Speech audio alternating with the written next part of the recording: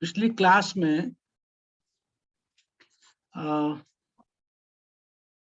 हमने भगवान का उद्गार सुना था भगवत गीता के 17वें अध्याय से, कि अर्जुन ने भगवान से पूछा था कि जिनकी शास्त्रों में तो श्रद्धा नहीं है, फेथ नहीं है, जिनका शास्त्रों में किसी भी कारण से कि शास्त्र के संपर्क में नहीं आए, या किसी भी कारण से श्रद्धा नहीं है कि किसी और पंथ में चले गए, कहीं देवी देवता की पूजा परिवार में होती है, लेकिन कहीं और उनकी श्रद्धा है, शास्त्रों में उनकी श्रद्धा नहीं है लेकिन अन्य कहीं श्रद्धा है, तो क्या ऐसे व्यक्तियों का उद्धार हो जाता है?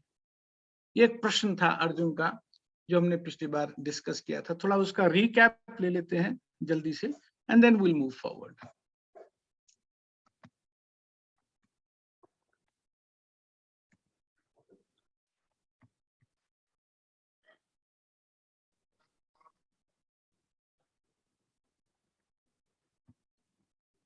स्क्रीन दिख पा रहा है?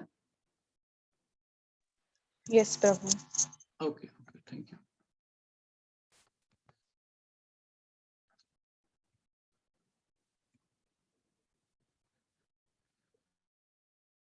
ठीक है, प्रीति माता जी आप कृपया पढ़ सकते हैं। हरे कृष्णा प्रभु जी, प्रणाम। हरे Krishna. Summary of previous class, division of faith. In chapter 16, Lord Krishna has established that the faithful followers of Shastras are divine and those who don't have faith in Shastras are demonic. Then in the beginning of chapter 17, Arjuna's question to the Lord was, one who is not a faithful follower of the Shastras, but still faithfully following something, say, faithful follower of his family rituals or faithful follower of some influential people in a society, examples babas or self-acclaimed gurus, etc., not belonging to any established parampara, propagating certain practices, appeasing to masses, but which are without any established basis from scriptures, or faithful follower of some of the popular personalities, example film stars, sports stars, poets, etc., and faithfully follows the religious practices followed by them. What is his position? Is he worshipping in mode of goodness or passion or ignorance? So the question is, when common thread, that is faith, is there, the Shastras are missing, what is his position?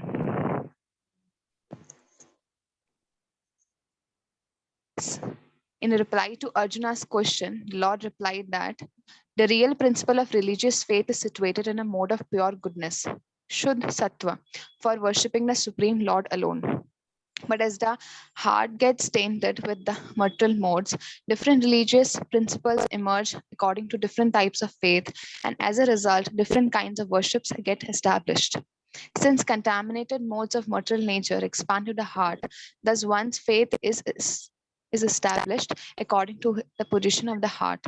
In other words, if one's heart is in the mode of goodness, his faith is also in the mode of goodness. If his heart is in the mode of passion or ignorance, his faith also gets accordingly contaminated.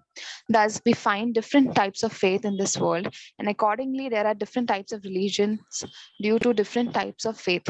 Meditation, one can now appreciate why there are different religious faith, despite that faith originally is situated in a mode of pure goodness for worshipping the Supreme Lord alone. Thank you, Mataji. So this is what we had covered in the previous session. So the summary was कि जो हृदय की स्थिति होती है, उस हृदय की स्थिति के अनुसार ही वास्तव में गुण प्रभावित करते हैं, और जैसा गुण होता है, चाहे तमोगुण, रजोगुण, सतोगुण, जिसका प्रभाव होता है, उसी तरह का उसका फेथ, उसकी श्रद्धा डेवलप हो जाती है।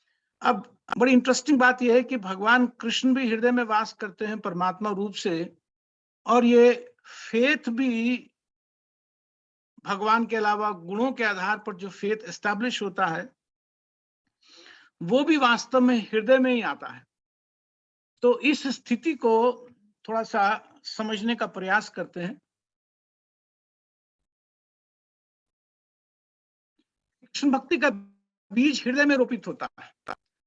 शास्त्र में कहा गया कि ब्रह्मांड भ्रमित कौन है, भाग्यवान जीव कृष्ण प्रसादे पाए भक्ति, गुरु कृष्ण प्रसादे पाए भक्ति लता बीज, कि जो भगवान कृष्ण की जो भक्ति का बीज है, जो भक्तों के संग से हृदय में भगवान के प्रति जो भाव उमड़ता है, वो जो भक्ति का प्रभाव है वो हृदय में ही होता है। और अभी हमने ये भी देखा कि प्रकृति के गुणों का प्रभाव भी हृदय पर ही विस्तारित होता है, और वहीं से वो मन पर, बुद्धि पर और इंद्रियों पर अपना प्रभाव डालता है। तो जहां पर भगवान की भक्ति के लिए बीज रोपण हुआ है, जहां पर उसका विस्तार होना है, जहां पर उस बीज ने आगे प्रगति करनी है, उस लता को आगे बढ़ना है, वहां पर गुण भी रहते हैं, और प्रकृति के गुणों के कारण वहां हृदय में ही वो बीज पनप नहीं पाता है। पहली बात तो ये कि अगर कोई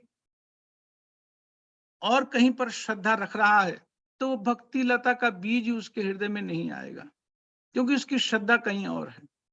लेकिन अगर भक्ति लता का बीज भी पड़ गया और उसके बाद भी अगर उसकी श्रद्धा वहां से कम नहीं होती है, यहाँ उसकी श्रद्धा नहीं बढ़ती है, या उसकी एसोसिएशन प्रॉपरली वो उसका एडवांटेज नहीं ले पाता है अनफॉर्चुनेटली, तो मन और बुद्धि, इंद्रियां वो प्रभावित रहती हैं, प्रकृति के गुणों का हृदय में प्रभाव रहता है।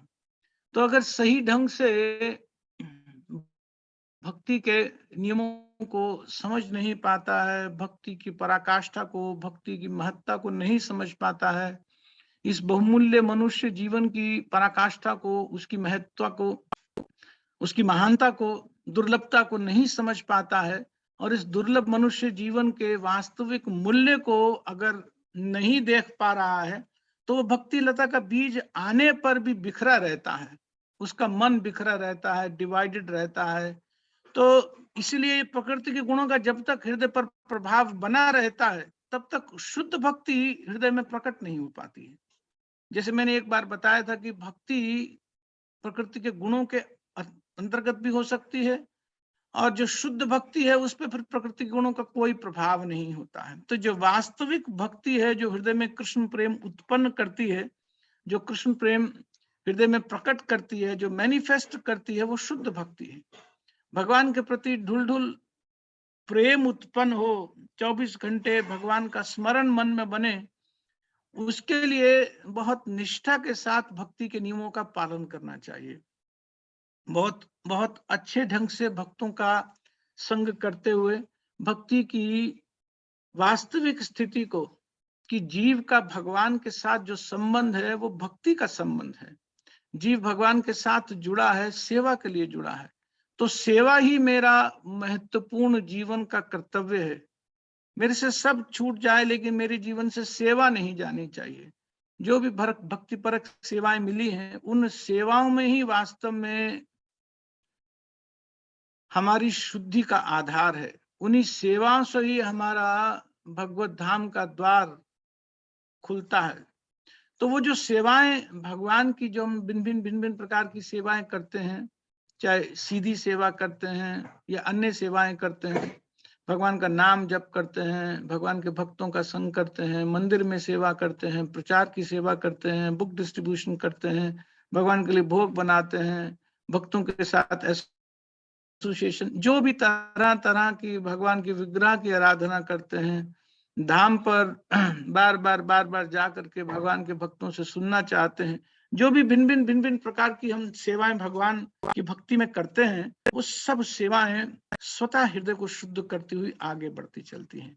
तो ये दोनों को अच्छे से समझ लेना चाहिए कि जहां प्रकृति के गुणों का प्रभाव हो रहा है और जहां भक्ति ने आकर के, शुद्ध भक्ति ने आकर के बसना है, वो स्थान एक ही है, दो अलग अलग स्थान नहीं है। हृदय में ही भगवान मैनिफेस्ट हो जाते हैं, शुद्ध भक्ति हृदय में प्रकट हो जाती है, और प्रकृति के गुणों का प्रभाव भी हृदय में ही रहता है। तो ये बहुत सुंदर मेडिटेशन है प्रभुपाद जी ने जो उन वर्सेस में दी है, कि भगवान की भक्ति को प्राथमिकता देते हुए, हर समय प्रायोरिटी देते हुए मन से प्रयास करते रहना चाहिए, प्रार्थना करते रहना चाहिए भगवान के चरणों में, आचार्यों के चरणों में, शुद्ध भक्तों के चरणों में, कि हम पे प्रकृति के गुणों का प्रभाव कम से कम हो, हम धीरे धीरे इस प्रकृति के गुणों से निकल करके शुद्ध हो सकें, ताकि जो वास्तविक भक्ति है, जो कृष्ण भक्ति है, जिसके लिए मनुष्य जीवन, ये दुर्लभ मनुष्य जीवन मिला है, सभी 84 लाख योनियों में सुविधा नहीं है। भगवान की भक्ति करने की सुविधा पशु, पक्षी, वृक्ष, सरीसृप, जलचर, इन सबको नहीं है। मात्र एक मनुष्य योनि ऐसी है जिसमें बहुत सुंदरता के साथ भगवान की भक्ति की जा सकती है। तो बहुत दुर्लभ ये मनुष्य का जीवन है, और एक एक क्षण, एक एक दिन, एक एक मिनट जो है वास्तव में बहुत महत्वपूर्ण है। ये बात समझने के लिए, इस बात को अप्लाई करने के लिए कि वास्तव में जो आज है वो सदा नहीं बना रहेगा। आज सब कुछ बहुत सरल लग रहा है, बहुत सहज लग रहा है, लेकिन सदा ये सब सरल और सहज नहीं रहेगा। एक समय ऐसा आएगा कि जिसके बाद वास्तव में प्रयास करने पर भी नहीं कर पाएंगे, क्योंकि मनुष्य का शरीर नहीं आएगा, सबके जीवन में आएगा। तो जब तक वो समय नहीं आया है, तभी तक ये दुर्लभ मनुष्य जीवन का वास्तविक प्रयोजन सिद्ध किया जा सकता है। तो अपने हृदय को शुद्ध करने का कृपा मांगनी चाहिए आचार्यों के चरणों में, भगवान के चरणों में, बार बार वैष्णव के चरणों में कृपा मांगनी चाहिए कि हृदय शुद्ध हो। क्योंकि हृदय अगर शुद्ध होता है तो धीरे धीरे भगवान अपने आप हृदय में प्रकट होते हैं, और भगवान जब हृदय में प्रकट होते हैं तो जीव का कृष्ण प्रेम के प्रति जो मार्ग है, जो रास्ता है, वो बहुत सरल हो जाता है। क्योंकि भगवान जिसके हृदय में प्रकट हो रहे हैं वो फिर कहीं और विचलित हो नहीं सकता है, कहीं दाएं बाएं वो डिवाइड हो नहीं सकता है। अभी जो प्रभाव डाल रहे हैं प्रकृति के गुण, भगवान के मैनिफेस्ट हो जाने के बाद, भगवान के प्रकट हो जाने के बाद, उनका प्रभाव बिल्कुल धराशायी हो जाएगा, बिल्कुल शमित हो जाएगा, समाप्त हो जाएगा।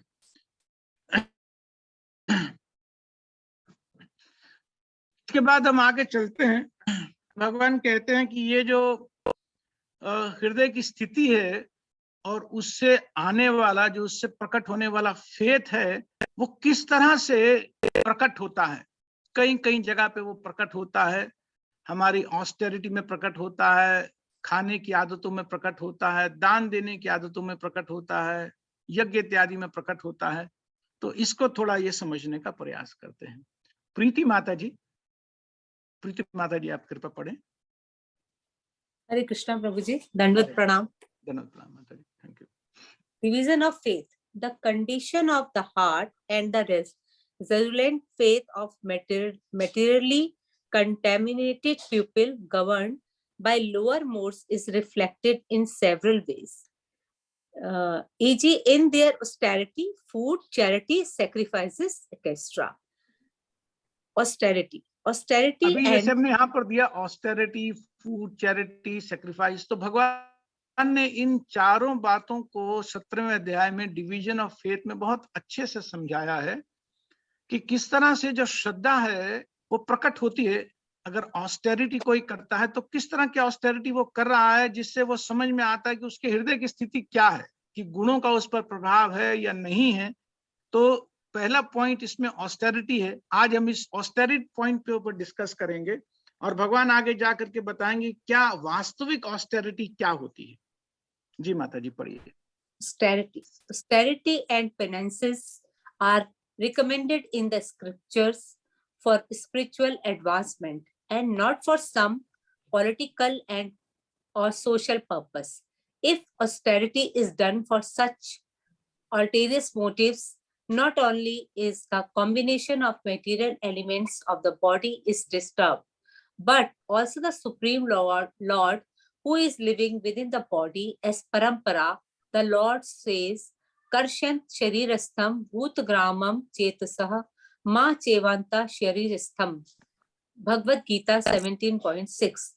They torture the material elements of the body as well as the super soul dwelling within. What is their motivation? The Lord says they perform such acts out of pride, false ego, दम्भ हार, दम अहंकार संयुक्ता काम राग बलान्विता। 17.5. Thank you, Mataji. Garima Mataji, can I ask you your understanding on how this austerity, which is not recommended in the scripture, it tortures even Paramatma. भगवान को भी torture करता है. अगर कोई आदमी स्क्रिप्चर्स के अगेंस्ट फास्टिंग कर रहा है, फॉर एग्जांपल, तो what's your understanding on it? वो प्रभु जी, वो अपनी फॉल्स ईगो और अपनी प्राइड के लिए कर रहा है, या लस्ट और किसी और चीज के अटैचमेंट के लिए कि मुझे कुछ मटेरियल चीजें मिल जाएंगी. तो व्हेन दिस इज, ये सब लिंक नहीं है, तो ऑब्वियसली भगवान को भी यही अल्टीमेट पर्पस ऑस्टेरिटी का क्या होना चाहिए? अल्टीमेट पर्पस ऑस्टेरिटी का होना चाहिए कि वास्तव में ऑस्टेरिटी करके, फास्ट करके ह्यूमन लाइफ में हमें भगवान के चरणों में जो अल्टीमेट ऑब्जेक्टिव है, जो अल्टीमेट प्रयोजन है, जो अल्टीमेट लक्ष्य है, उसको प्राप्त करना है. लेकिन अगर कोई आदमी पॉलिटिकल पर्पस से या सोशल पर्पस से या अपनी प्राइड के कारण या कोई रेपुटेशन के कारण या कोई सोशल अचीवमेंट के कारण वो करता है, तो भगवान कहते हैं कि वो सिर्फ material elements of the body को टॉर्चर नहीं कर रहा है, वो मुझ सुपर सोल को भी, परमात्मा को भी टॉर्चर करता है. अगर आप यहाँ भगवान का ये शब्द देखें तो भगवान कहते हैं कर्ष्यंतः शरीरस्थम. कर्ष्यंता का मतलब टॉर्चर, शरीरस्थम जो शरीर में स्थित है, भूत ग्राम अचेतसा, जो सेंसेस हैं, जो मटेरियल एलिमेंट्स हैं, उनको टॉर्चर करता है. और माम चैव अंतः शरीरस्थम, और मुझको भी, माम माने मुझे, चा एवं मुझको भी टॉर्चर करता है, अपने मटेरियल एलिमेंट्स को भी टॉर्चर करता है.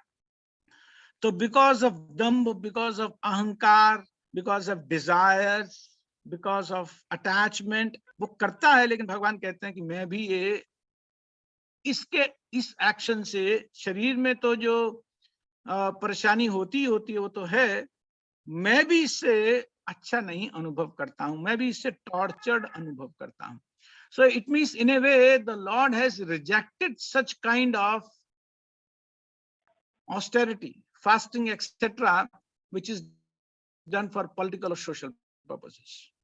तो ये जो डिवीजन ऑफ फेथ हम पढ़ रहे हैं, ये हृदय की स्थिति बताता है कि हृदय की स्थिति क्या है. तो अगर किसी की ऑस्टेरिटी इस तरह की है तो भगवान कहते हैं this not approved by me, this not approved by me. तो साथ ही साथ अब वो ये बताएंगे आगे जाकर के कि किस तरह की ऑस्टेरिटी वास्तव में ऑस्टेरिटी है. देखिए, मनुष्य 3 तरह से कर्म करता है. एक तो अपने काया से, अपने शरीर से कर्म करता है, एक अपने मन से कर्म करता है, एक अपनी वाणी से कर्म करता है. तो अगर ये क्या कहा जाए कि किस तरह से कैटेगराइज कर सकते हैं, जो टोटल हमारी एक्टिविटीज हैं, जो एक्शंस हैं, उनको 3 कैटेगरी में बांट सकते हैं. एक तो actions by our body, then actions by our mind, then actions by our speech. तो वो तीनों की ऑस्टेरिटी भगवान बताएंगे. बहुत सुंदर वो 3 श्लोक हैं, बहुत सुंदर 3 श्लोक हैं. तो याद करने चाहिए, भक्तों को समझने चाहिए, अप्लाई करने चाहिए अपने जीवन में. तो उन तीनों को कि किस तरह से अपनी काया की, अपने शरीर की ऑस्टेरिटी क्या, मन की ऑस्टेरिटी क्या है, और उसके बाद वाणी की क्या ऑस्टेरिटी है. तो ये 3 ऑस्टेरिटी भगवान ने बहुत सुंदर बताई हैं कि वास्तविक ऑस्टेरिटी क्या होनी चाहिए, वास्तविक पेनेंस, वास्तविक तपस्या क्या होनी चाहिए. तो तपस्या के बारे में भगवान ने कहा है, इसको हम समझने का प्रयास करते हैं. चला माता जी, आप पढ़ेंगे.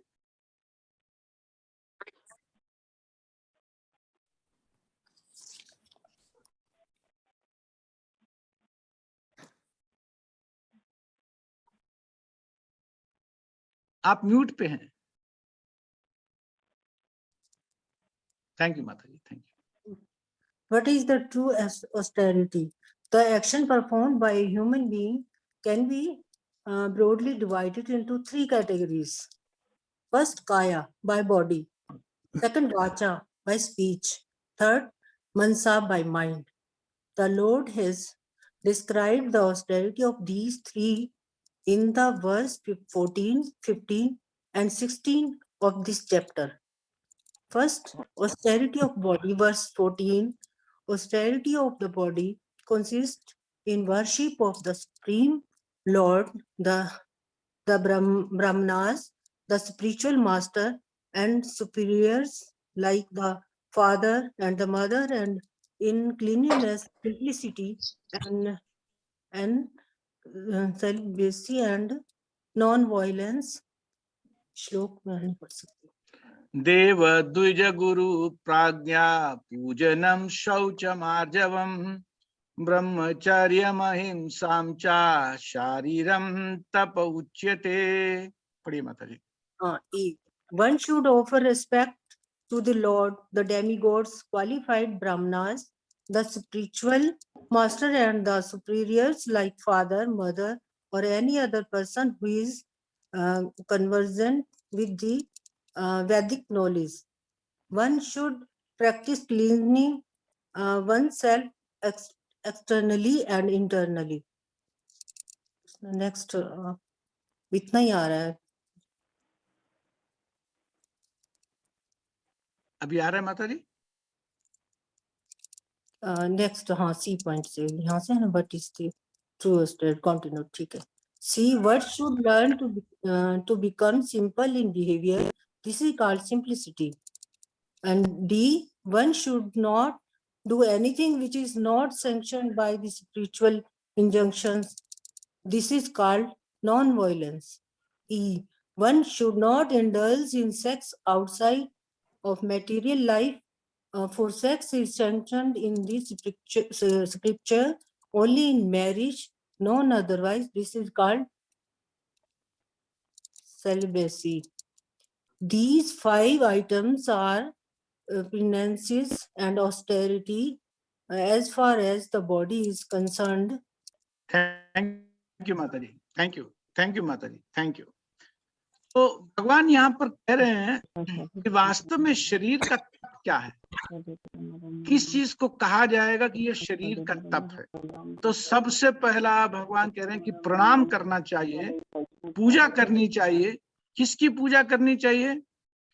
तो ब्राह्मणों की पूजा करनी चाहिए, गुरु की पूजा करनी चाहिए, और अपने से बड़ों की, माता पिता इत्यादि की, या जो वैदिक नॉलेज में बड़े हैं, उन सब का सम्मान करना चाहिए, उन सब के सामने झुकना चाहिए, उन सबको प्रणाम करना चाहिए. ये शरीर का सबसे पहला तप है. अपने आप को झुकाना चाहिए भगवान के सामने, देवताओं के सामने, बड़ों के सामने, गुरु के सामने, वैष्णव के सामने. इसे भगवान कहते हैं ये शरीर का तप है. वो व्रत इत्यादि को भगवान जो सोशल कॉज के लिए कर रहे हैं, पॉलिटिकल, वो सब तप भगवान नहीं मानते हैं. भगवान कह रहे हैं जो शरीर का वास्तविक तप है वो क्या है? वैष्णव के आगे झुकना चाहिए, भगवान के आगे प्रणाम करना चाहिए. पूजा सिर्फ उनको उनके आगे झुकना ही नहीं है, वर्शिप जैसा करना चाहिए. उनको मन में या स्पष्ट सम्मान देना चाहिए, अच्छे से उनको सम्मान देना चाहिए. तो इन सब को अपने से उच्च मान करके, चाहे गुरु हैं, बड़े हैं, माता पिता हैं, ब्राह्मण हैं, भगवान हैं, देवता हैं, उच्च स्थिति पर इनको मानते हुए मन से इनको सदा पूजनीय मानना चाहिए, इनको प्रणाम करना चाहिए, इनकी पूजा अर्चना. तो ये भगवान कहते हैं ये शरीर का तप है, सबसे पहली बात. और दूसरा तप क्या बताते हैं? क्लीनलीनेस. अंदर और बाहर से शुद्ध होना चाहिए. बाहर से तो शुद्ध स्नान इत्यादि करके हो जाते हैं, मन से शुद्ध कैसे होते हैं? मन से शुद्ध होते हैं किसी के प्रति भी कोई द्वेष भावना रख करके, किसी का कभी कोई बुरा ना चाहे, तो अंदर से भी क्लीन होना चाहिए. भगवान का नाम अंदर से बिल्कुल शुद्ध कर देता है. सर्वात्म सनपरम परम विजयते. अंदर से ही शुद्ध नहीं करता है, शास्त्र कहता है बाहर और अंदर दोनों से शुद्ध करता है. वास्तव में भगवान का नाम, भगवान का गुणगान बहुत बहुत पवित्र करता है. एक शास्त्र में वाक्य आता है, ओम अपवित्र पवित्र वा सर्वस्थाम गतोपि वा या स्मृत पुंडरीकाक्ष सा भाय बंतराशुचि. कि जो भगवान का, जो पुंडरीकाक्ष भगवान का, जो भगवान कृष्ण का स्मरण करता है, वो अंदर और बाहर दोनों से पवित्र हो जाता है, दोनों से शुद्ध हो जाता है. तो सीधी बात, क्लीननेस का ये अर्थ है कि बाहर से शुद्ध होना चाहिए, भगवान का नाम, भगवान का गुणगान बार बार करना चाहिए, स्मरण करना चाहिए। ये शरीर की ऑस्टेरिटी है। और उसके बाद कहा कि सिंप्लिसिटी, जीवन बिल्कुल सिंपल होना चाहिए। सिंप्लिसिटी को प्रभुपाद जी लिखते हैं कि हमारा बिहेवियर कॉम्प्लिकेटेड ना हो, जीवन में कपट ना हो कि कुछ सोच रहे हैं और कर कुछ और रहे हैं। जीवन बिल्कुल सीधा स्पष्ट हो, सिंपल हो, बिहेवियर आदतों से बहुत कॉम्प्लिकेशंस ना हो, उसको सिंप्लिसिटी कहते हैं। उसके बाद बहुत सुंदर यहाँ बात की जो अर्थ दिया प्रभुपाद जी ने कि नॉन वायलेंस का क्या अर्थ होता है। जैसे यहाँ शब्द आया अहिंसा, शरीर से किसी की भी हिंसा नहीं करनी चाहिए, लेकिन प्रभुपाद जी ने बहुत सुंदर मेडिटेशन दिया कि अहिंसा का अर्थ क्या होता है। प्रभुपाद जी कहते हैं one should not do anything which is not sanctioned by the scriptural injunction, कि शास्त्रों के विरुद्ध अगर हम कोई काम नहीं करते हैं तो वो वास्तविक अहिंसा है। कोई भी काम जो शास्त्र के विरुद्ध है अगर हम जीवन में कर रहे हैं तो हम हिंसा कर रहे हैं। और बहुत सुंदर इस पे मेडिटेशन है, ये भी हम पढ़ना चाहते हैं। शिविंदर माता जी, आप प्लीज मेडिटेशन पढ़ेंगे।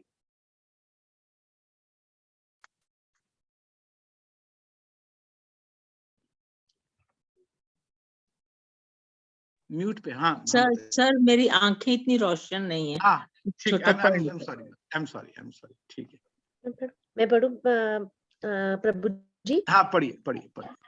Meditation. Please note the wonderful interpretation of non-violence given by Srila Prabhupada. He wrote, doing anything not sanctioned by the spiritual injunctions is violence. Elsewhere in Bhagavad Gita 13.8 purport, while explaining non-violence, Srila Prabhupada wrote another wonderful meaning. Non-violence is generally taken to mean not killing or destroying the body, but actually non-violence means not to put others into distress. People in general are trapped by ignorance in the material concept of life, and they perpetually suffer material pains. So unless one elevates people to spiritual knowledge, one is practicing violence. One should try his best to distribute real knowledge to the people so that they may become enlightened and leave this material entanglement. That is non-violence. Thank you. So what is your understanding, Garimaji, on it? What is the real non-violence? Only killing the body is not violence, but अगर हम किसी को spiritual knowledge में जब तक elevate नहीं कर पा रहे, वो ही सिर्फ non-violence है। Because लोग आजकल material pain से ही इतने stressed और दुखी हैं कि वो एक तरह से मतलब violence के शिकारी हैं। जो भी प्रॉब्लम चल रही है, तो किसी पे कोई भी और प्रॉब्लम करना, कोई भी और दुख देना वायलेंस ही माना जाएगा। बहुत अच्छा है, very nice. So the real non-violence is that we should not commit violence against the soul. And what is the violence against the soul? If we feel that he is suffering in this material world. अगर कोई आदमी भौतिक जगत में बार बार संसार चक्र में जन्म लेता है, शरीर लेता है, बार बार लेता है, फिर मर जाता है, फिर नया शरीर लेता है, कभी मनुष्य के शरीर में आता है, कभी निम्न योनि में आता है, 84 लाख में घूम रहा है, बार बार दुखी हो रहा है और वो निकलने का मार्ग नहीं जानता है, उसको चिंता भी नहीं है, उसको पता भी नहीं है कि निकला कैसे जाएगा, और उसको इसका महत्व भी नहीं पता कि वो संसार चक्र में फंसा हुआ और खुद से निकल नहीं पाएगा। तो ऐसे फंसे हुए जीवों पर अगर हम कृपा नहीं करते हैं तो वास्तव में हम वायलेंस कमिट कर रहे हैं। प्रभुपाद जी कहते हैं कि हम हिंसक हैं, हम मार रहे हैं। किसको मार रहे हैं? शरीर को नहीं मार रहे हैं। जो देही है, जो शरीरधारी है, जो सोल है, जो लिविंग एंटिटी है, वास्तविक तो वो महत्वपूर्ण तो सोल है। शरीर तो उतना महत्व नहीं रखता, आज है कल चला जाना है, चला ही जाना है शरीर में तो। लेकिन आत्मा इस भौतिक जगत में रहते हुए मनुष्य के शरीर में जो बहुत महत्वपूर्ण कार्य कर सकती है वो नहीं कर पा रही है। अगर ये ज्ञान नहीं बांटेंगे तो ये ज्ञान ना बांटना भी वायलेंस है, प्रभुपाद जी कहते हैं। तो एक तो प्रभुपाद जी ने लिखा कि शास्त्रों की इंजंक्शंस को, जो शास्त्रों में वाणी दी है उसको ना मानना, वो भी वायलेंस है। और दूसरा, अगर भगवान की वाणी का प्रचार नहीं करते हैं, अगर स्पिरिचुअल नॉलेज डिस्ट्रीब्यूट नहीं करते हैं, दूसरों की स्थिति से उनको उबारने का प्रयत्न नहीं करते हैं, तो ये भी वायलेंस है। तो प्रयास ये करना चाहिए कि हम वास्तविक अहिंसक बने, और अगर हम ऐसा प्रयास करते हैं तो हम शरीर का तप कर रहे हैं। दिन प्रभुपाद जी यहाँ पर सीधी बात कहते हैं कि भगवान यहाँ बोल रहे हैं कि तप क्या करना है, ये तप करना है। कौन सा तप करना है? भगवान के बारे में सबसे पहले स्वयं आचरण करके, शास्त्रों की बातों को अपने जीवन में आचरण करके, कि हम शास्त्रों के विरुद्ध कोई काम ना करें। ये पहले लेवल का शरीर का तप है। और फिर सब्सिक्वेंट लेवल का तप है कि जो बात समझ में आई, जो रियलाइजेशंस आई, जो शास्त्र की वाणी समझ में आई, हमारे जीवन में सुख और आनंद आया, उसको बांटना चाहिए। जब उसको बांटेंगे तो अन्य लोगों का भी भला होगा, और अन्य लोगों का भला होने से हमारी रियलाइजेशंस और डीप होती हैं। भगवान के बारे में बताने से, प्रीच करने से, प्रचार करने से सिर्फ सामने वाले का ही लाभ नहीं होता है, वास्तव में बताने वाले का लाभ उससे अधिक होता है। क्यों अधिक होता है? क्योंकि भगवान कृपा करके हृदय में बैठे बैठे उसकी शुद्धि और करते हैं, करते चलते हैं। और ऐसे भी जो व्यक्ति अगर कुछ समझ रहा है, भगवान के साथ संबंध अपना बढ़ा रहा है, भगवान के प्रति बढ़ रहा है, तो उसके मन में एक नेचुरल भावना आती है कि मैं इस विषय में अन्य लोगों को बताऊं। तो उसका अपना फेथ, उसका अपना इंटरेस्ट, उसकी अपनी निष्ठा, उसके अपने कमिटमेंट्स भक्ति में और बढ़ती जाती हैं। तो बहुत सुंदर कृपा भगवान की तरफ से होती है इस प्रोसेस में, कि जब शरीर का तप करते हैं, जब बड़ों को प्रणाम करते हैं, गुरु को प्रणाम करते हैं, वैष्णव को प्रणाम करते हैं, मन से उनकी पूजा करते हैं, अर्चना करते हैं, उनको सम्मान देते हैं, परिवार में जो बड़े हैं सबको सम्मान देते हैं, या अपने से जो ट्रांसेंडेंटल नॉलेज में बड़े हैं उनका सम्मान करते हैं, तो ये शरीर का एक बहुत सुंदर तप यहाँ भगवान बता रहे हैं कि ये तप करना चाहिए। तो जिन लोगों का फेथ इधर बढ़ने लगता है, इस तरफ बढ़ने लगता है, तो that is the real transcendental faith. वो ट्रू ऑस्टेरिटी है, वो सबसे बड़ी ऑस्टेरिटी है। तो शरीर की सबसे बड़ी ऑस्टेरिटी, ये जो 5 पॉइंट यहाँ पर भगवान ने कहे, देव द्विज, देव का मतलब देवता या भगवान स्वयं, द्विज का मतलब ब्राह्मण, और गुरु, गुरु माने स्पिरिचुअल मास्टर, प्राज्ञ, प्राज्ञ माने जो अपने से बड़े। तो देव द्विज गुरु प्राज्ञा पूजनम, उनका सम्मान करना चाहिए। और शौचम, पवित्र रहना चाहिए अपने जीवन में, अंदर से और बाहर से पवित्र होना चाहिए। शुचि का माने पवित्र होता है। आर्जवम माने जीवन में कॉम्प्लिकेटेडनेस नहीं होनी चाहिए, जीवन में डुप्लिसिटी नहीं होनी चाहिए, मन में और वाणी में अंतर नहीं होना चाहिए, हृदय सरल होना चाहिए, जीवन सरल होना चाहिए। प्रभुपाद जी कहा करते थे, सादा जीवन, बिल्कुल a devotee should have a very simple life but very very high thinking, कि भगवत धाम जाने का उद्देश्य, लक्ष्य बनाना चाहिए जीवन में, which is very very high thought, the ultimate thought, सबसे बड़ा लक्ष्य है ये। लेकिन जीवन सरल होना चाहिए। और उसके बाद ब्रह्मचर्य, जीवन में ब्रह्मचर्य होना चाहिए। और अहिंसा चा शरीरम तप उच्यते, इसको शरीर का तप कहा जाता है।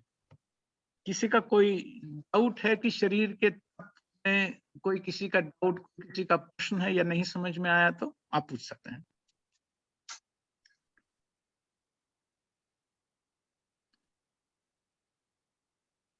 ठीक है, तो ये भगवान ने कहा कि ये शरीर का तप है।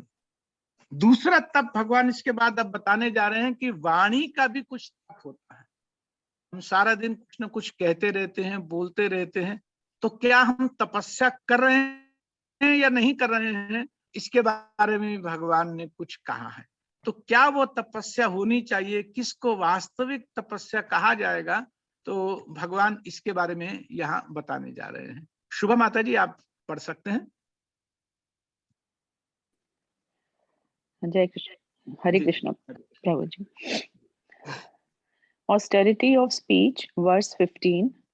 Austerity of speech consists in speaking words that are truthful, pleasing, beneficial, and not agitating to others, and also in regularly reciting Vedic literature. Anudev Dev Garam Dev Anudev Dave अनुद्वेग करम वाक्यम सत्यम प्रियहितम च यत् स्वाध्याय अभ्यसनम चैवा वाङ्मयम तप उच्यते। माता जी अब आप रिसाइट कीजिए दोबारा से। अनुदवेगकरं वाक्यं सत्यं प्रियहितं च यत् स्वाध्यायाभ्यसनं चैव वाम्यं तप उच्यते। थैंक यू माता जी, बहुत अच्छा जी। There is a limitless stock of Vedic literature. One should study this. It is a penance of speech. One should not speak in such a way as to agitate the minds of others. Of course, when a teacher speaks, he can speak the truth for the instruction of his students, but such a teacher should not speak to those who are not his students if he will agitate their minds. One should not talk nonsense. The process of speaking in spiritual circles is to say something upheld by the scriptures. One should at once quote from scriptural authority to back up what he is saying. At the same time, such talk should be very pleasurable to the ear. By such discussions, one may derive the highest benefit and elevate human society. Meditation. Thank you माता जी, thanks a lot, thank you, thank you. तो भगवान ने यहाँ क्या कहा कि वाणी की ऑस्टेरिटी, वाणी का तप क्या है? अनुद्वेग करम वाक्यम। उद्वेग का मतलब होता है एजिटेट करना, अनुद्वेग का मतलब जो एजिटेट ना करे। इस तरह की बात कहनी चाहिए, इस तरह का वाक्य बोलना चाहिए, इस तरह का कि जो दूसरों को अननेसेसरी एजिटेट ना करे। एट द सेम टाइम सत्यम, सच बोलना चाहिए, ट्रूथफुल रहना चाहिए, और प्रिय हितम, जो दूसरों को प्लीजिंग हो और हित करने वाला भी हो। तो एजिटेट भी ना करे, सत्य भी हो, दूसरों को प्रिय भी लगे और दूसरे का हित करने वाला भी हो। ये तो वाणी बोलनी चाहिए। और सबसे इंपॉर्टेंट है कि स्वाध्याय अभ्यसनम चैवा, शास्त्रों का सतत पठन करना चाहिए, शास्त्रों को पढ़ना चाहिए, बोलते हुए। ये वाणी की पवित्रता, वाणी की ऑस्टेरिटी कही गई। तो भगवान कह रहे हैं अगर हम स्वाध्याय करते हैं तो स्वाध्याय करते करते करते जो वाणी कुछ बोलती है, चाहे कम आवाज में या जैसे भी जो पढ़ते हैं जिस भी ढंग से, तो उसको वाणी का तप कहा जाता है। प्रभुपाद जी ने बहुत ब्यूटीफुली वाणी के तप को प्रीचिंग के साथ जोड़ दिया। अगर आप एनालाइज करने की कोशिश करें तो 5 बातें यहाँ पर कहीं। पॉइंट नंबर 1 कि वैदिक लिटरेचर को पढ़ना चाहिए। तो ये अपने आप को प्रीच करने जैसा है। और अगर खुद आदमी जब अपने आप को प्रीच करता है, जब शास्त्र पढ़ते हुए, उसको मनन करते हुए जब पढ़ता है, समझता है, तो बाहर भी जब प्रीच करता है तो उसको सुविधा होती है, उसको रियलाइजेशंस के साथ बताने में आसानी होती है। दूसरा, प्रभुपाद जी ने कहा कि one should not speak in such a way as to agitate the minds of other, कि दूसरों के मन उद्वेग में आ जाएं, दूसरे के मन उद्विग्न हो जाएं, ऐसी बात नहीं करनी चाहिए। लेकिन आगे प्रभुपाद जी देखिए, व्हेन ए टीचर स्पीक्स, जब गुरु कोई बात कहता है तो वो शिष्य के भले के लिए डेफिनेटली ऐसी बात कुछ कड़वी है उसके सुधार के लिए कह सकता है। क्योंकि अगर गुरु सच नहीं बोलेगा तो शिष्य कभी सुधर नहीं सकता है। तो गुरु का यह कर्तव्य होता है कि शिष्य की वास्तविक स्थिति के अनुसार धीरे धीरे उसको संवारने के लिए, उसको शुद्ध करने के लिए उसका मार्गदर्शन करता रहे। लेकिन अगर सामने वाला रिसेप्टिव नहीं है, मान लीजिए शिष्य नहीं है, तो ध्यान से बात करनी चाहिए ताकि वो एजिटेट ना हो जाए। तो वही व्यक्ति जो किसी का गुरु है, उसको अगर समझा रहा है तो बहुत ठीक से उसको समझ में आ जाए, चाहे कड़वी बात कह करके, चाहे वो एजिटेट भी हो जाए कुछ देर के लिए, कोई चिंता नहीं, क्योंकि उसका लाभ होना चाहिए। लेकिन वो व्यक्ति अगर अनजान है, पहली बार मिल रहा है, बहुत अभी उसने अभी अपना फेथ, अपना कॉन्फिडेंस अभी डेवलप नहीं किया है, तो आराम से उनको समझाते हुए प्रेम से बात, वही बात धीरे से करनी चाहिए, आराम से करनी चाहिए। और तीसरी बात यहाँ प्रभुपाद जी कह रहे हैं कि जो भी बात कोई डिवोटी करे वो नॉनसेंस नहीं होनी चाहिए। And what is the meaning of nonsense? It should be backed up by the scriptures. इसका मतलब भक्त के जीवन में सब बातें शास्त्र से ही निकल करके आनी चाहिए। उसके जुबान पर, उसकी वाणी में जो भी बात आए उसका शास्त्र से कहीं ना कहीं बैकअप होना चाहिए। यानी जब हम पढ़ते हैं, सुनते हैं, तो अच्छे से उसको पढ़ने और सुनने का प्रयास करें कि ये वास्तव में अब मुझे अपने जीवन में ढालना है। तो जब वो प्रयास करते हैं अपने जीवन में, तो एक स्वभाव बन जाता है, उसी तरह की वाणी प्रभावित होकर के निकलने लगती है। जो चीज आदमी बार बार सोचता है, बार बार मनन करता है, फील करता है, अपने जीवन में उतारता है, तो वाणी पर उसका प्रभाव आता है। तो प्रभुपाद जी कहते हैं the process of speaking the spiritual circle is that one should immediately back up from the scriptures. कि शास्त्र में जो भी कहें, जो भी बात हम कहें, उसकी सपोर्ट हमें पता हो कि ये शास्त्र में कही गई है बात। हो सकता है हम एग्जैक्टली श्लोक ना कोट कर सकें, लेकिन कम से कम रेफरेंस तो बता सकते हैं कि उस कंटेक्स्ट में भागवत में या श्रीमद् भगवत गीता में ऐसा लिखा गया। तो अपने जीवन में जो भी चीज हम उतारने का प्रयास कर रहे हैं, उसको ठीक से सुन करके, पढ़ करके, समझ करके, कहीं पे कोई संशय हो तो उससे पूछना चाहिए भक्तों से, और फिर एक बार अच्छे से समझ में आ जाए तो उसे अपने जीवन में उतारना चाहिए। और उसके बाद प्रभुपाद जी आगे लिखते हैं कि हम जो भी बात कहें वो प्लेजरेबल हो और दूसरे का हित करने वाली हो। हित करने वाले का अर्थ क्या होता है? कि उसका अल्टीमेट ऑब्जेक्टिव, जो मनुष्य जीवन का उसका ऑब्जेक्टिव है, वो पूरा होना चाहिए। ये वास्तविक हित है। वास्तविक हित सोल का होता है। तो सोल का हित हो, उस तरह की बात करनी चाहिए। तो मेडिटेशन में यहाँ पर जैस्मिन माता जी आप मेडिटेशन पढ़ें।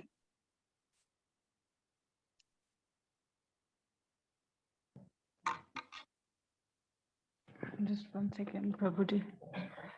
Please note that while discussing austerity of speech, Srila Prabhupada only focus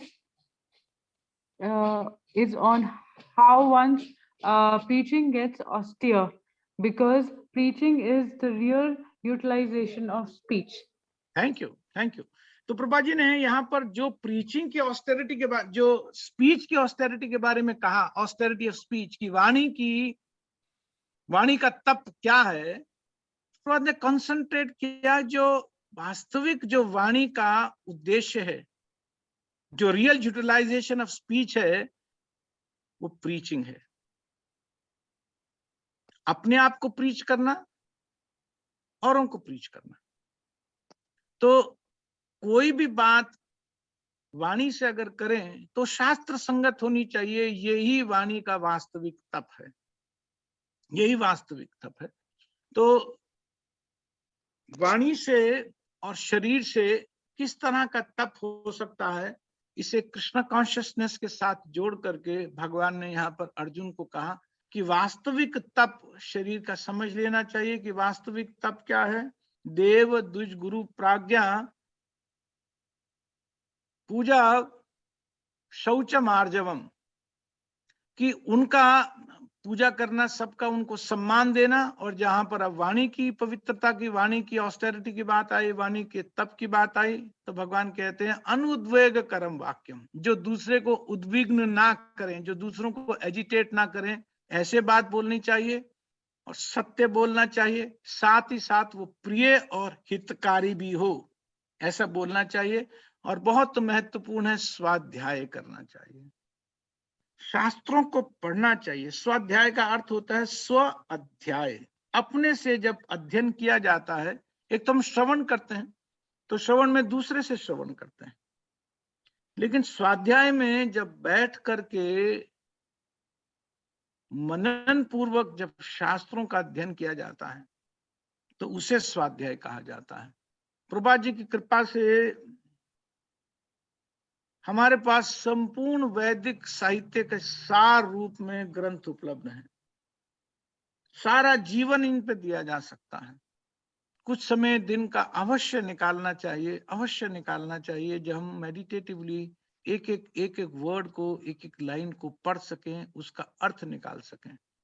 और उसको मेडिटेटिवली पढ़ने से अर्थ ये होता है, बहुत ध्यान से संभल कर एक एक बात पढ़नी चाहिए, एक एक बात समझनी चाहिए, एक एक सेंटेंस, एक एक वर्ड बहुत ध्यान से पढ़ना चाहिए। भागना नहीं है। शास्त्रों को पढ़ते हुए मनन करते हुए पढ़ना चाहिए, मेडिटेट करते हुए पढ़ना चाहिए। अगर पहले कुछ पढ़ा, उससे रिलेटेड अभी कुछ नजर आया तो रुक करके उसको लिंक करना चाहिए, समझना चाहिए, बार बार उसका विचार करना चाहिए। जैसे गाय और भैंस खाने के बाद जुगाली करती हैं, उसी तरह से भक्त पढ़ने के बाद जुगाली करता है। जुगाली करने का अर्थ ये होता है कि जो उसने पढ़ा उसको बार बार कई एंगल से, कई एस्पेक्ट से उसको रिलेट करने का प्रयास करता है। उसको सोचता है बार बार कि इसका संबंध इससे हो सकता है, पहले ये पढ़ा था, वहां ये सुना था, इसका संबंध क्या इससे, तो बार बार उसको सॉलिडिफाई करने का प्रयत्न करता है। तो ये बहुत सुंदर तप भगवान ने यहाँ पर वाणी का कहा है, ऑस्टेरिटी का, स्पीच की ऑस्टेरिटी का। किसी का कोई डाउट है इसमें अबाउट ऑस्टेरिटी ऑफ स्पीच?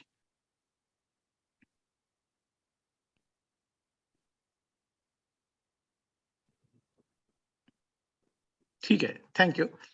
तो उसके बाद भगवान ने जो तीसरा, प्रभु जी, हाँ, आनंदिता माता जी has raised her hand. Please माता जी बताइए। हरे कृष्णा, प्रणाम प्रभु जी। धन्यवाद, प्रणाम माता जी।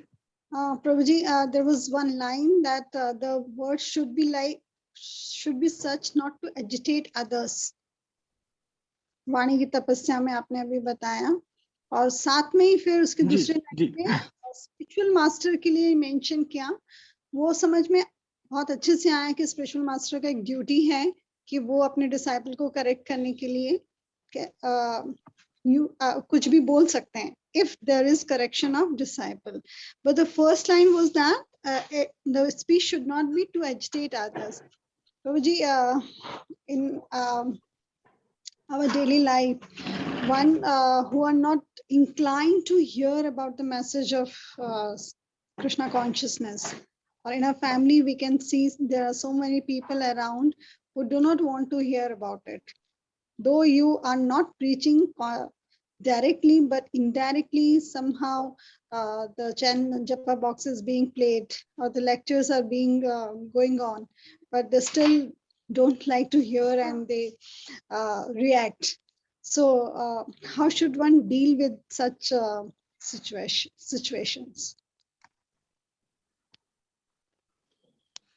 माता जी, ये घर में ही हो रहा है या ये घर की बात है या कहीं और भी? मान लीजिए सिर्फ घर में आप ये बात पूछ रहे हैं? घर में भी होता है, और अगर हम जैसे बाहर में भी अगर हम किसी को प्रीच कर रहे हैं, somehow or other they are not ready, है ना, रेडी नहीं है। फर्स्ट इंस्टेंस में भी और बाद वाले इंस्टेंसेस में भी आपको लग रहा है, तो ऐसा लग रहा है कि जैसे हम कभी मैसेजेस ही कर रहे हैं। Let's suppose we are not meeting them personally, but somehow we are messaging them. कभी कभी ओकेजनली हम कोई कृष्णा कॉन्शियसनेस मैसेज भेजते हैं या कोई चैरिटी के लिए भी बोलते हैं, तो it seems like they are getting agitated. सो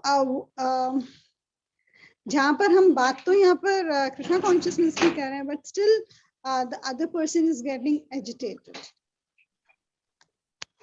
जी, बहुत अच्छा प्रश्न है माता जी, बहुत प्रैक्टिकल क्वेश्चन है। देखिए, जहाँ पर घर की बात है कि मान लीजिए कुछ मेंबर परिवार में कंड्यूसिव होते हैं और कुछ कंड्यूसिव नहीं होते हैं, तो जो कंड्यूसिव नहीं होते हैं वो आपके आचरण से धीरे धीरे जब आप में परिवर्तन देखते हैं, जब आपके जीवन में वो प्रसन्नता, वो वास्तविक आनंद को झलकते हुए देखते हैं तो उन पर ज्यादा प्रभाव पड़ता है। जो आदमी जिस रास्ते पर होता है उस रास्ते पर वो तब तक कमी महसूस नहीं करता है जब तक दूसरे के कंपैरिजन में वो अपने आप को फीका नहीं पाता है। जैसे मान लीजिए परिवार में कोई एक भगवान की भक्ति कर रहा है, भगवान के नाम का जप करता है और जप करते करते मान लीजिए प्रभुपाद जी के कीर्तन के साथ या प्रभुपाद जी के नाम जप के साथ वो कीर्तन करता है या थोड़ी देर के लिए ऐसे ही अपने प्यूरिफिकेशन के लिए घर में कीर्तन चलाता है, तो लॉन्ग रन में क्या होता है कि उसका अपना जीवन नेचुरली ब्लिसफुल बनता है। ये एक बहुत बड़ा क्राइटेरिया है। अगर हमारा अपना जीवन नेचुरली ब्लिसफुल नहीं है और सामने उसका मैनिफेस्टेशन नहीं हो रहा, उसका माने जो रियलिटी जो हार्ट में अगर चेंज नहीं हो रहा है, तो हम दूसरे को कितना भी प्रचार करें या हम कोई भी अपने भक्ति के अंगों का घर में पालन करें और दूसरों को वो अच्छा ना लगता हो तो वो एजिटेट कर सकता है, लेकिन ये तभी तक एजिटेट करेगा जब तक उनको हमें नेचुरल ट्रांसफॉर्मेशन नजर नहीं आएगा। ये बहुत बड़ा एक क्राइटेरिया, बहुत इंपॉर्टेंट क्राइटेरिया है उस घर के लिए जहां पर सब लोग कंड्यूसिव नहीं है। अगर हमारा अपना जीवन भगवान की भक्ति से हृदय हमारा प्रसन्न हो रहा है तो उसका प्रभाव दूसरों पर पड़ता है, वो जो ट्रांसफॉर्मेशन है उसका प्रभाव दूसरों पर पड़ता है। तो जब तक वो समय नहीं आया है प्रयास करना चाहिए दूसरों को एजिटेट ना करें, अपनी बात से, अपने एक्शन से, अपना सब काम भक्ति का करते रहें, अच्छे से करते रहें, उसमें कोई कंप्रोमाइज ना करें। लेकिन अगर दूसरा नहीं सुनना चाहता है, नहीं करना चाहता है तो कोई बात नहीं, क्योंकि ज्यादा उनको अगर दबाएंगे या पूछेंगे या कहेंगे तो उन पे नेगेटिव रिएक्शन हो सकता है। तो उनको किस तरह से इन्फ्लुएंस कर सकते हैं, पॉजिटिव इन्फ्लुएंस कर सकते हैं, एक तो अपने बिहेवियर से, एक अपने नेचुरल जो प्रोग्रेस हुई है, हमारी जो नेचुरल पर्सनालिटी में इंप्रूवमेंट हुआ उसका नेचुरल मैनिफेस्टेशन होने से वो पॉजिटिव होते हैं, नंबर वन। दूसरा, भगवान का प्रसाद बहुत काम करता है ऐसे में, बहुत सबसे ज्यादा जो घर में जो कहा जाएगा जो सबसे बड़ा अस्त्र है, अगर मान लीजिए माता जी भगवान की भक्त हैं तो सबसे बड़ा इंपॉर्टेंट जो काम करने वाली चीज है वो खूब भगवान के लिए भोग बनाए और भोग बना बना कर भगवान को और सब परिवार में वैरायटी बना बना करके जब वो, तो एक वो टेस्ट तो होता ही है, वो टेस्ट के साथ एक स्पिरिचुअल अपलिफ्टमेंट भी होती है। तो ये बातें करते हुए या कभी कभी जहां संभव हो, जहां थोड़ा सा हो, उनसे दान करवाना चाहिए। कोई विशेष मान लो परिवार में कोई मान लो बच्चे का जन्मदिन है या मैरिज एनिवर्सरी है तो उनको कहा जाए कि चलो आज मंदिर चलते हैं, या घर में आज कोशिश करते हैं तो एक दो भक्त आज बुला करके कुछ थोड़ा सा, तो बहुत धीरे धीरे धीरे धीरे उनको पॉजिटिविटी की तरफ बढ़ाया जाता है। एकदम सामने से एकदम शास्त्र की बात अगर उनको कहेंगे तो उनके पास भी चार तरह के लॉजिक होते हैं, कई बार बड़ी साइंटिफिकली वो कुछ बात करते हैं तो उसका फिर जवाब हमारे पास आधा अधूरा होता है, तो वो कहते हैं अरे तो ऐसे ही है, तो बस लाइक तो बहुत ध्यान से दूसरे का परिवार में मन ना दुखे, ये भक्त का बहुत बड़ा कर्तव्य है, बहुत बड़ा कर्तव्य है, क्योंकि he is interacting with the souls. वो तो ये जानता है कि मैं शरीर नहीं हूं, ना ही ये सब लोग शरीर हैं, तो सोल्स का सोल्स के साथ किस तरह का इंटरेक्शन होना चाहिए कि ये भगवान के साथ अभी जुड़ा नहीं है इसलिए दुखी है, ये एजिटेटेड फील करता है क्योंकि भगवान के साथ तो जुड़ा नहीं है। लेकिन अगर कोई आदमी अमृत नहीं पीना चाहता है, इसका मतलब ये नहीं है, मगर कोई आदमी जानता नहीं है कि जो जीवन चला रहा है, जिस तरह से वो जीवन उसका चल रहा है, अगर अमृत आप पिलाना चाहते हैं, वो नहीं पीना चाहता है, hold it for some time, he will himself call for it, ask for it, he will himself pray for it one day। आप अपने जीवन में उसको ब्लिसफुल ट्रांसफॉर्मेशन को मैनिफेस्ट होने दें, आप अपने जीवन में उसको होने दें, और उसके बाद जब वो जेन्युइनली बाहर एक्सप्रेस होती है तो बहुत तेजी से परिवार के लोगों को बदलती है। वो जो जेन्युइन चेंज ऑफ हार्ट है, जो ट्रांसफॉर्मेशन ऑफ हार्ट है, उससे परिवार के लोग बहुत तेजी से चेंज होते हैं। उसके अलावा छोटे छोटे, जैसे मैंने आपको हिंट्स दिए कि कभी कोई विशेष उत्सव है तो थोड़ा छोटा छोटा, जहां रिसेप्टिव हो वहां थोड़ा कहना चाहिए, जिस दिन रिसेप्टिव हो वहां थोड़ा कह देना चाहिए, but every now and then avoid करना चाहिए, नंबर 1। सेकेंडली, बाहर के लिए कि अगर मान लीजिए हम कोई प्रीचिंग कर रहे हैं, जनरल प्रीचिंग कर रहे हैं, तो बाहर के लिए कोई दिक्कत नहीं है, क्योंकि हमको नहीं पता है कि कौन आदमी कहाँ से कैसे इफेक्ट हो जाएगा। आप मैसेजेस दें, किसी को पसंद नहीं आ रहा है तो ठीक है, हमें बोल दे कि भाई आप हमें मत भेजा करें, हम नहीं भेजेंगे आगे से।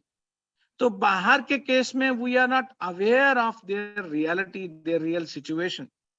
कई बार हम कीर्तन करते हैं, पब्लिकली कीर्तन करते हैं, तो कई लोग होते हैं वो अच्छा नहीं मानते हैं, लेकिन बहुत लोग ऐसे होते हैं जो इन्फ्लुएंस होते हैं, कीर्तन से प्रभावित होते हैं, आगे आकर प्रसाद मांगते हैं रथ यात्रा में, या मान लो हरिनाम कीर्तन चल रहा है तो बहुत बहुत लोगों का परिवर्तन होता है। अगर 10-5, 2-4 इधर उधर से कोई हर्ट भी फील करते हैं तो it's not a bad bargain, क्योंकि बहुत लोग उसका हित ले रहे हैं, उसका फायदा ले रहे होते हैं। इज इट ओके माता जी? Yes, Prabhuji, thank you so much. Okay. It's all about my purification. इसकी कमी है बहुत। नहीं ठीक है माता जी, इट्स ओके। नहीं, मैं तो जनरल एक ये सजेशन दे रहा हूँ कि जो हम जब जेन्युइनली भगवान की तरफ बढ़ते हैं तो वो नेचुरली मैनिफेस्ट होता है हमारे हृदय में, नेचुरल मैनिफेस्ट होता है, और उसका प्रभाव सबसे ज्यादा पड़ता है। देखिए, एक मैं इसको ना दूसरे ढंग से लेता हूं।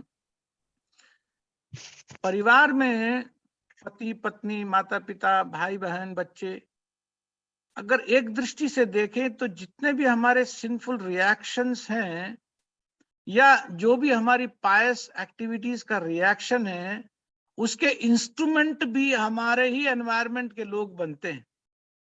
अगर हम देखें तो बहुत 80, 70, 90% हमारे दुख और सुख का कारण, हालांकि हमारे दुख और सुख का कारण हमारे अपने कर्म हैं, कर्म फल ही होते हैं जो हमारे सामने दुख और सुख के रूप में आते हैं।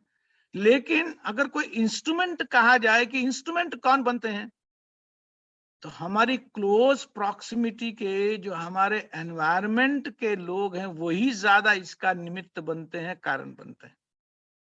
तो उसी तरह से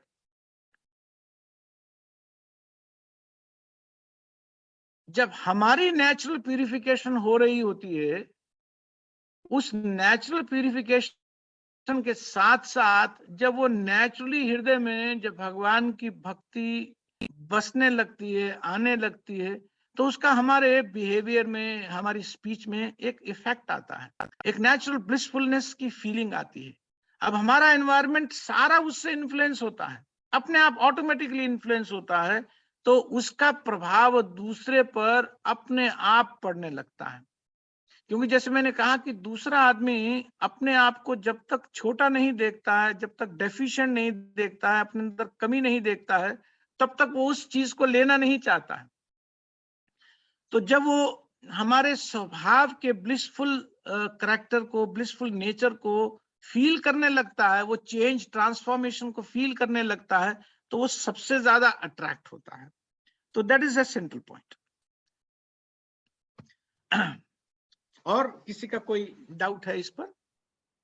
Prabhuji, can I ask one more question? जी माता जी, जी। If others have any question, then I will ask later. You please ask Anandita Mataji. Nobody is asking. Okay, thank you. प्रभु जी, ऐसा क्यों होता है कि ये भी सब अपने ही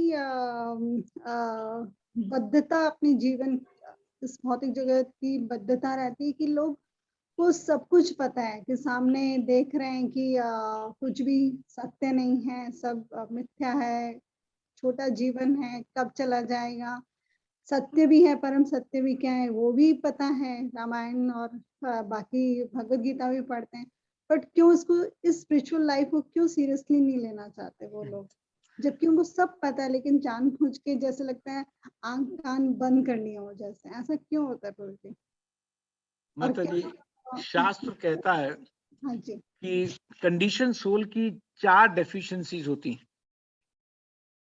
एक कंडीशन सोल है, उसमें 4 तरह के डिफेक्ट होते हैं। उसमें से एक डिफेक्ट होता है that he is always in illusion. मैं शरीर हूं, ये सबसे बड़ा भ्रम है, ये सबसे बड़ा इल्यूजन है, और इस इल्यूजन से बाहर आना कठिन होता है, बहुत मुश्किल होता है। मतलब माया का इतना बड़ा प्रभाव है कि जो सच्चिदानंद का अंश है, जो स्वयं सच्चिदानंद है, उसको ये भौतिक प्रकृति माया बांध लेती है और बांधे रखती है। भगवान की भक्ति में आने के बाद भी माया जल्दी से छोड़ती नहीं है। वो क्यों जल्दी से नहीं छोड़ती है? क्योंकि वो वास्तव में जीव की सहायता करती है। कैसे सहायता करती है? कोई आदमी अगर भक्त नहीं है तो माया के वश में रहेगा ही रहेगा, लेकिन जो आदमी भक्ति में आ गया, अब माया के चंगुल से बाहर निकलना चाहता है, तो माया ये प्रयास करती है कि ये जल्दी से जल्दी शुद्ध हो और जाए, क्योंकि उसके ये बहुत बड़ी सेवा है भगवान ने उसको दी हुई है कि इस भौतिक जगत में रहते रहते जब तक परफेक्ट नहीं हो वो निकलने नहीं देती अपने इस दुर्ग से, जो दुर्गा का दुर्ग है, ये जो किला है, भौतिक जगत है, जो संसार है, उससे बाहर नहीं जाने देती है। इसलिए बार बार मन पर वही जो पुराने संस्कारों का एक छाप पड़ी हुई है ना, वो बार बार ला ला कर सामने पेश करती है। मन का ही, बुद्धि का, शरीर का, इंद्रियों का सारा जो वर्चस्व है वो माया के हाथ में है। और शरीर जब तक इनके साथ, जब तक आत्मा इस शरीर के साथ, मन के साथ, बुद्धि के साथ आइडेंटिफाई करता रहता है, थोड़ा सा भी जहां आइडेंटिफिकेशन बनना शुरू हुआ तो तुरंत माया पकड़ लेती। तो इसलिए प्रभाव आते आते ही आता है, इसमें समय लगता है, लेकिन फिर भी ये कृपा माननी चाहिए, वैष्णव का संग करना चाहिए, प्रभुपाद जी के ग्रंथों का संग करना चाहिए, भगवान के नाम का बार बार आश्रय लेना चाहिए, ताकि माया का प्रभाव जीवन में बहुत तेजी से कम होने लगे। तो जिसके जीवन में माया का प्रभाव बहुत तेजी से कम हो रहा है, वो अपने आप अनुभव करता है कि अब पहले जैसी स्थिति नहीं है। मन में बार पहले तो कभी कभी स्मरण होता था कि जीवन कम है, जीवन छोटा है, बार बार स्मरण बढ़ता है, बार बार भगवान को प्रार्थना करने का मन करता है, बार बार वैष्णव के चरणों में गिरने का, प्रभुपाद जी के चरणों में गिरने का, अपने आचार्य वृंद के चरणों में गिरने का मन करता है कि कृपा करके मुझे संभालो, मुझे निकालो, मुझे बचाओ। तो जब ये भावनाएं बार बार प्रकट भी होती हैं और अंदर भी रहती है, मन से बार बार प्रार्थनाएं होती हैं, तो जब ये स्थिति चलती रहती है तो माया इस मन स्थिति से, इस मेंटल स्टेट से बहुत डरती है। जब भक्त ह्यूमिलिटी के साथ, हम्बल होकर के प्रार्थना करने लगता है भगवान से और वैष्णव से, तो माया बहुत उस समय डरने लगती है उस भक्त से, क्योंकि उसको ये समझ में आ जाता है कि अब इसने बिल्कुल राइट एटीट्यूड अपना लिया। तो इस एटीट्यूड को जीवन में, जब सबसे पहली बात तो समझना होगा कि हमारा एटीट्यूड क्या होना चाहिए, क्योंकि advancement in Krishna consciousness depends upon the attitude of the follower. Prabhupada ji लिखते हैं कि हमारी जो प्रगति है भक्ति में, वो हमारे एटीट्यूड पर डिपेंड करती है। तो एटीट्यूड क्या होना चाहिए? एटीट्यूड ये होना चाहिए that I am worthless, I am useless, on my own I can not do anything. It's all with the mercy of the Lord and the mercy of our acharyas and the mercy of the devotees that I can do a bit in this life. मैं स्वयं अपने आप को सदा अयोग्य मानता रहूं और कृपा पर वास्तविक रूप में ये मन में धारण कर लूं कि मैं दूसरों की, मैं भगवान की, गुरु आचार्यों की, वैष्णव की कृपा से ही जी सकता हूं, बढ़ सकता हूं, प्रगति कर सकता हूं। तो जब ये एटीट्यूड जीवन में स्थिर हो जाता है, स्थित हो जाता है, प्रकाशित हो जाता है, बिल्कुल पूरी तरह से स्थापित हो जाता है, तब प्रगति अच्छे से होने लगती है। और जितनी ही जिसकी प्रगति होने लगती है उतना ये एटीट्यूड और डेंस होता जाता है और डीप होता जाता है। प्रगति की ये बहुत बड़ी निशानी होती है कि जितनी ही जिसकी प्रोग्रेस भगवान की भक्ति में होती है उतना ही वो हम्बल और होता जाता है, उतना ही अपने आप को वो और वर्थलेस, यूजलेस और हेल्पलेस फील करने लगता है। तो जब तक ये स्थिति नहीं आती है तब तक माया का अंकुश बना रहता है। लेकिन जब मन की ये स्थिति हो जाती है, जब मन इस भाव में अपने आप को भर लेता है, पूरी तरह से मन इस भाव से पूरित हो जाता है कि I am a worthless fellow without the mercy of my acharyas, my Gurudev, Vaishnava, भगवान, मैं इनकी मर्सी के बिना यूजलेस हूँ, वर्थलेस हूँ, हेल्पलेस हूँ। तो जब ये एटीट्यूड माया देखती है कि ये एटीट्यूड आया, तो फिर उसका जो प्रभुत्व है, उसकी जो डोर है, उस समय फिर कमजोर पड़ने लगती है। तो that is actually what is to be done. Is it okay, Mataji?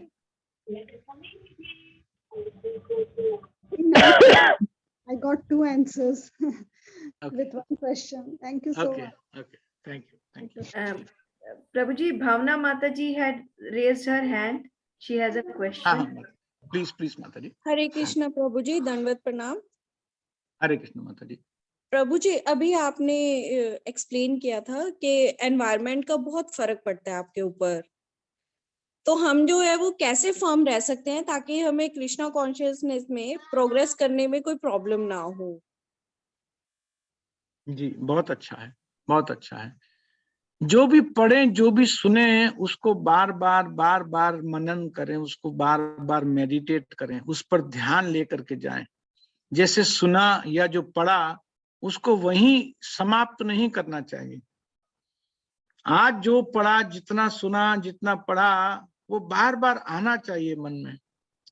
एक तो ये ध्यान करना चाहिए। अगर बार बार मन वहां जाने लगता है, नेचुरल रूप में अगर मन वहां जाने लगता है, तो एनवायरनमेंट का फर्क, एनवायरनमेंट का प्रभाव कम होने लगता है। एक दूसरी बात कि जब जप करें तो प्रयास करें सुनने का, भगवान के नामों को सुनने का प्रयत्न करना चाहिए। मान लीजिए 2 घंटा अगर किसी ने जप किया और भगवान के नाम को सुनते हुए उसने जप किया, तो आप विश्वास मानिए उसके ऊपर एनवायरनमेंट का प्रभाव बहुत कम पड़ेगा, ना के बराबर पड़ेगा। क्योंकि जो भगवान का नाम है वो सीधा हमारे कान के रास्ते से होते हुए हृदय में जाता है। तो जितना ही अपने जप को हम सुनते हैं, भगवान के नाम को सुन के जितना ही हम जप करते हैं, उतना ही हृदय बलशाली होता है, सुदृढ़ होता है, प्यूरिफाई होता है।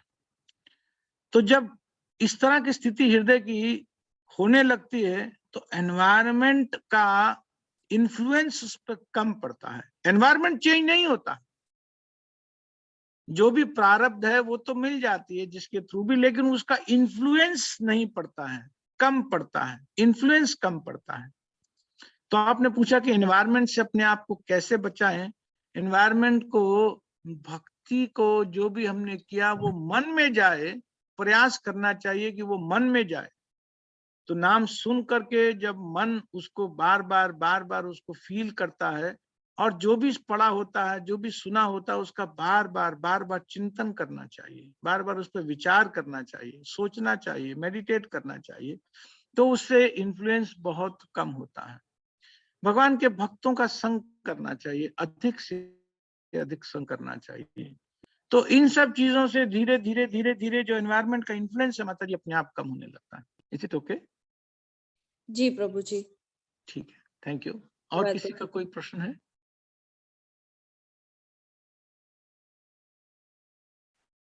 ठीक है, तो जो तीसरी ऑस्टेरिटी, हम यहाँ पर तीसरी ऑस्टेरिटी पढ़ते हैं, जो तीसरी तरह का तप भगवान ने कहा, विच इज ऑफ माइंड। भावना माता जी आप भी पढ़ें।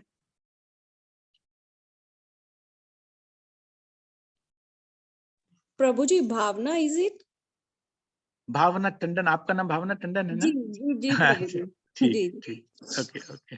Satisfaction, simplicity, gravity, self-control, and purification of one's existence are the austerities of the mind.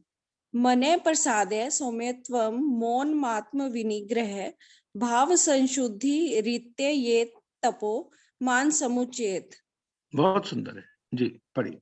Mane prasada means satisfaction of the mind. The satisfaction of the mind can be obtained only by taking the mind away from thoughts of sense enjoyment. The more we think of sense enjoyment, the more the mind becomes dissatisfied. Saumyatvam means being without duplicity towards others. Mind should be so trained that it can always be thinking of doing good for others. Thus, it can remain devoid of duplicity. Monum means gravity of thoughts. In other words, monum or silence means that one is always thinking of self-realization.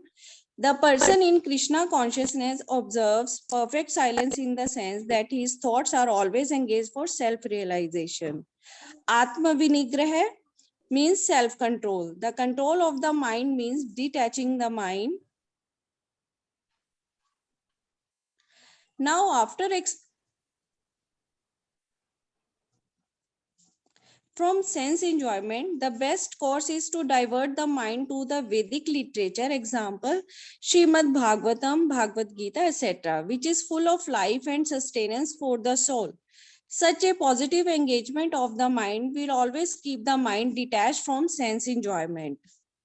Bhav Samshuddhi means purification of one's nature. To purify one's nature is to become Krishna conscious. One should not deviate from Krishna consciousness and must always avoid sense gratification. In the present age, we unnecessarily engage the mind in so many different ways for sense gratification, but there is no possibility of the mind's becoming satisfied. Instead, one should keep cultivating the spiritual knowledge, and by being absorbed in that knowledge, thereby purify his existence. Also, one should be straightforward in his dealings and become purified. All these qualities, that is taking the mind away from thoughts of sense enjoyment, always be thinking of doing good for others, maintaining gravity of thoughts by always thinking of self-realization, diverting the mind to the Vedic literatures such as Srimad Bhagavatam and Bhagavad Gita, etc., together constitute austerity in mental activities. Should I read conclusion on true austerity, Prabhuji? Yes, Mataji, please read it. Conclusion on true austerity. This threefold austerity of body, mind, and speech performed with transcendental faith by men, not expecting material benefits but engaged only for the sake of the Supreme, is called real or true austerity. Thank you, Mataji. Thanks a lot. So, भगवान ने यहाँ पर कहा मना प्रसाद सौम्य, मन कैसे, मन की तप क्या है, मन की ऑस्टेरिटी क्या है.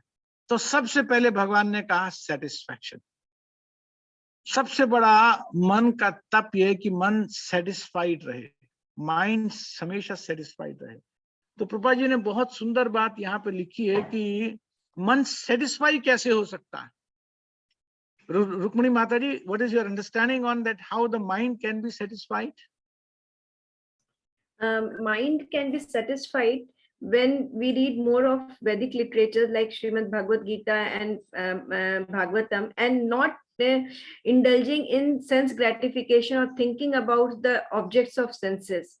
Because more and more we think about the objects, more we'll be hankering for it, and mind will be dissatisfied. Very good.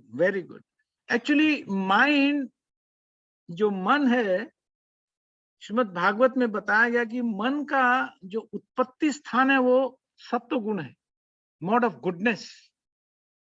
Mind emerges from mode of goodness. लेकिन जितना ही हम बाहर के विषयों में इसको ले करके जाते हैं, उतना ही ये डिससेटिस्फाइड होता है. जितना ही मन को अंदर रखते हैं, वो मॉड ऑफ गुडनेस अपने नेचुरल स्वरूप में आता है, because mind is born of mod of goodness. This what Shrimad Bhagavatam states.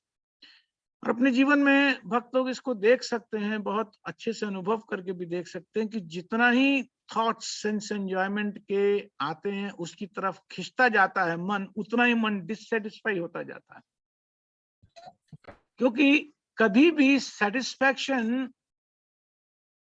भौतिक वस्तुओं में जीव को मिल नहीं सकता। जो आत्मा है वो स्पिरिचुअल है, वो बाय नेचर स्पिरिट है।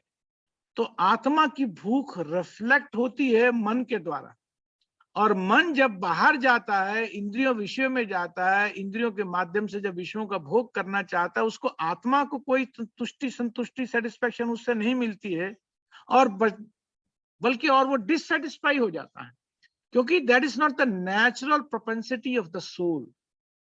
लेकिन जितना ही भगवत विषयों में जाता है, जितना ही भगवान के बारे में पढ़ता है, सुनता है, भक्तों का संग करता है, भगवान के नाम को सुनता है, उतना ही मन सेटिस्फाइड फील करता है। तो भगवान यहाँ बोल रहे हैं कि सबसे पहले जो मन का तप है वो मन को सेटिस्फैक्शन की तरफ लेकर के जाना चाहिए, अर्थात विषयों से बाहर निकालने का। अपने जो थॉट्स को, जो मन में जो थॉट्स आते हैं, बार बार जो मन के विचार आते हैं, उन विचारों में ये देखते रहना चाहिए ये बाहर विषयों में जा रहे हैं या भगवान की तरफ जा रहे हैं, भक्ति की तरफ जा रहे हैं। तो जितना ही भगवान की तरफ जाएं बहुत अच्छा है, बाहर जाएं तो उसको खींचना चाहिए, ये समझ करके कि अब जितना ये बाहर जाएंगे उतना ही ये डिससेटिस्फैक्शन क्रिएट करेंगे। तो ये थॉट्स नहीं है, वास्तव में डिससेटिस्फैक्शन के बीज हैं, जो बार बार मन में सेंस एंजॉयमेंट्स के थॉट आते हैं। ये डिससेटिस्फैक्शन के, दुख के बीज हैं जो बार बार मन में आ रहे हैं। तो वहां से हटा करके, और मन को तो काम देना पड़ता है, तो मन को कोई एंगेजमेंट देने के लिए उन्हें भक्ति के एंगेजमेंट में विचार उस तरह के आने चाहिए, सेवा के विचार आने चाहिए कि अब मैं ये करूंगी, अब मैं ये करूंगी, इसके बाद ये करूंगी। तो मन में वो पूरा का पूरा एक प्रोसेस चलता रहना चाहिए कि किस तरह से भगवान की सेवा दिन में अधिक से अधिक बढ़ सके। और दूसरा जो मन का तप है, जो दूसरी मन की ऑस्टेरिटी है, वो अपने बिहेवियर में, सोच में, विचारों में डुप्लिसिटी ना हो। अगर आप देखें तो भगवान ने सिंप्लिसिटी भी वहां कहा था, जो शरीर का तप कहा था, और यहाँ सौम्यत्व कहा कि मन बिल्कुल निर्मल होना चाहिए, बिल्कुल नॉन डुप्लिसिटस होना चाहिए। तो उसी तरह की बात, ना हम किसी के बारे में बुरा सोचें, ना किसी के बारे में बुरा करें।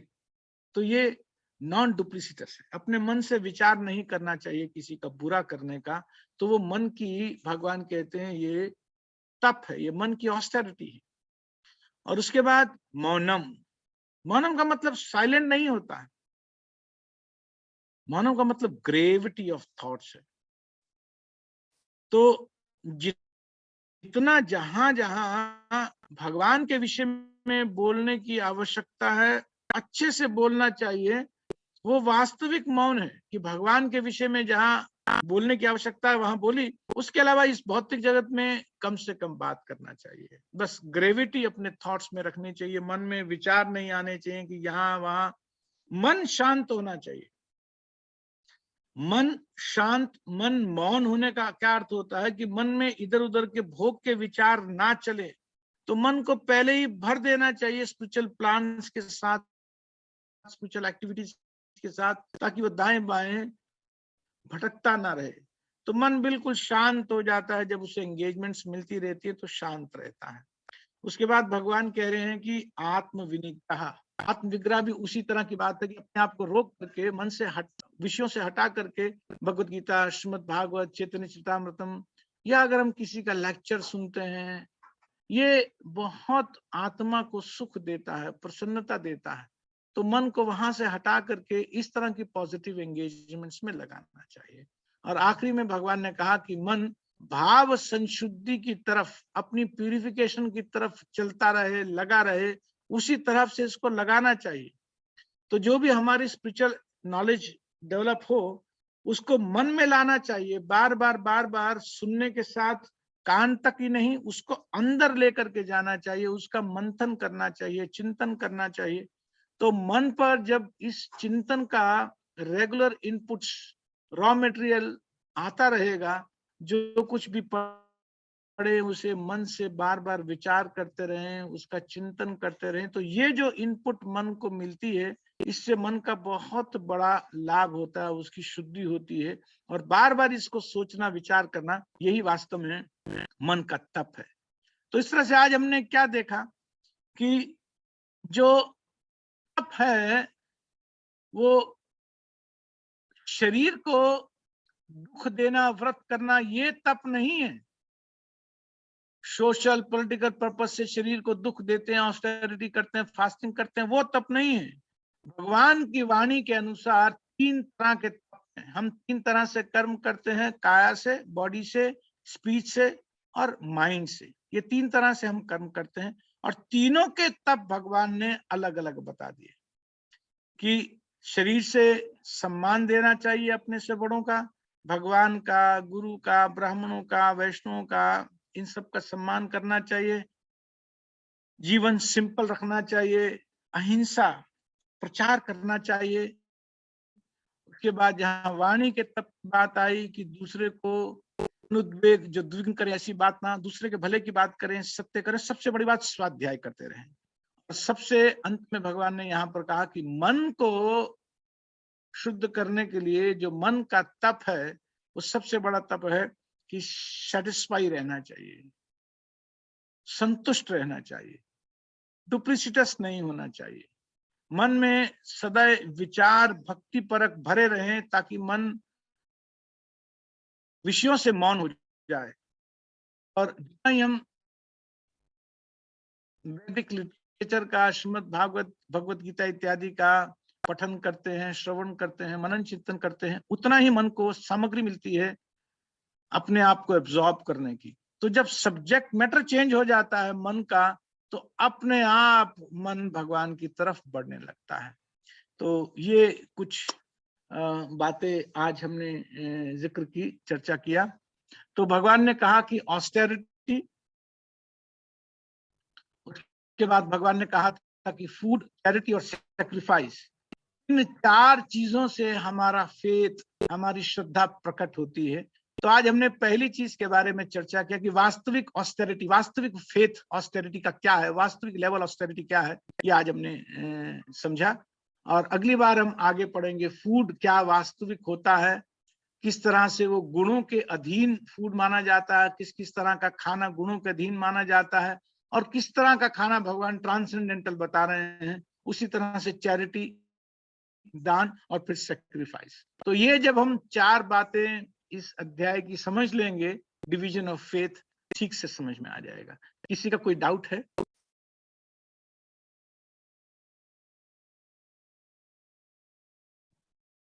ठीक है, बहुत बहुत धन्यवाद। आप सबने बहुत आराम से सुना और कंट्रीब्यूशन आपने किया, आप सबका बहुत बहुत धन्यवाद है। हरे कृष्ण। वांछा कल्पतरुभ्यश्च नमो नमः।